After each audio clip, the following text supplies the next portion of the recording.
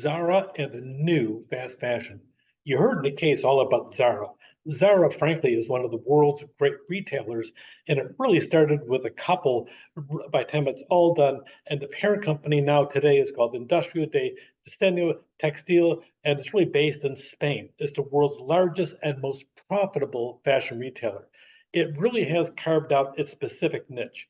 Fashion items are produced in about 10 different manufacturing, and its value proposition is high fashion at reasonable, not low price. It's huge, it's gigantic. It really is the place that an awful lot of people go to.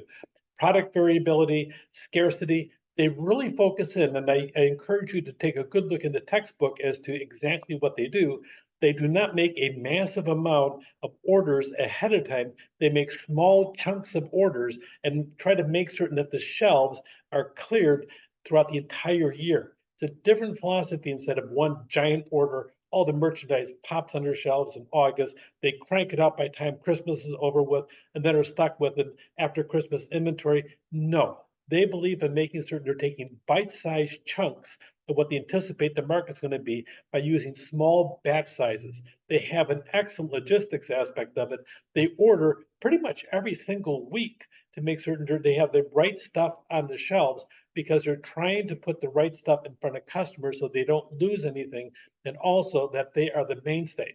Local decision-making responsibility is really pushed down. It is a decentralized business model. It's a big thing, and the IT infrastructure is very basic. It clearly is a pull type of strategy, and it's highly successful. But two new companies are showing up. Shein now is into what we call fast fashion. To some extent, Zara really was the original purveyor of fast fashion. By having those small batch orders, it would sit there and make certain to have the right amount of material for its customers. Now you have Shein coming in. They're using a couple of things. They have the small batch orders, but also they crank out stuff at a super fast rate.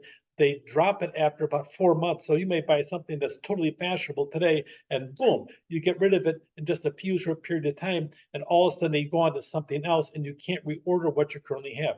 It's also cheap. The word cheap really does apply in every aspect of it. They sell it inexpensively, and quite frankly, if you buy it, you're going to probably expect to wear it just a few times compared to something that would be high end, such as from Zara. But that said, in the meantime, while you're wearing it, it looks really sharp. It is meeting today's fashion statement. There's a lot to be said for that, and Shein has said an awful lot.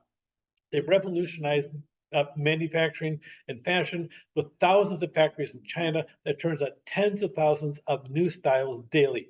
And I mean tens of thousands of new styles on a regular basis. They have some brilliant marketing specialists. They also have super inexpensive labor costs that they're focusing in on. And some people question whether or not Shein, and also we'll talk about the next one, if they're using all labor that is being paid for. Regardless, Shein places orders to suppliers to be delivered in days. Really relies on real-time data to find out what is happening at this moment.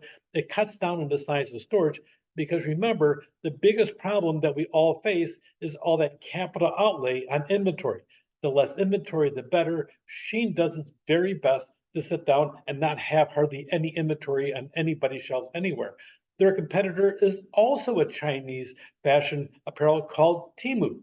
Temu just cranked in, really established September 2022. At the time of this recording, they're one of the world's big fashion retailers. It's called fast fashion. So they have a spike in his website traffic. App downloads occurred in May 2023, nearly doubling from the previous month. They keep on cranking out and out and out.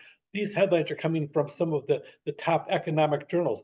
If you look at the new app for the fast growth, Temu was established 2022. Spike in the website traffic. Downloads occurred in May 2023 and just about doubled from the previous month. They are also into super, super cheap, super, super fast fashion. And they're really giving, by the time you're all done, one of the established retailers, Zara, a run for the money. Controversial reputation. Critics contend Temu's approach to seeking instant customer feedback fosters environmental damage, which is kind of strange, because anything today you think really people are sustainable and they're thinking about the different materials and everything else. Also, forced labor, design copying. Investigators have uncovered cases of products prone to quick breakage.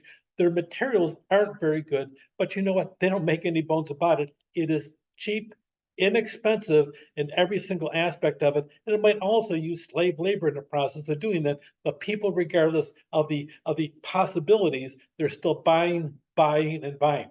By the time you're all done, fast fashion, Roots and Zara, Zara is still there. Zara is still the giant player in true high fashion and medium fashion. But the ones in fast fashion on the lower end of the scale, they really are. The new models are Shein, and the newer models, Temu. Pay attention to fashion. It's a very interesting process because it's all about supply chain. Snap, snap, snap, quick, move fast. Wait, they call that fast fashion. Take care.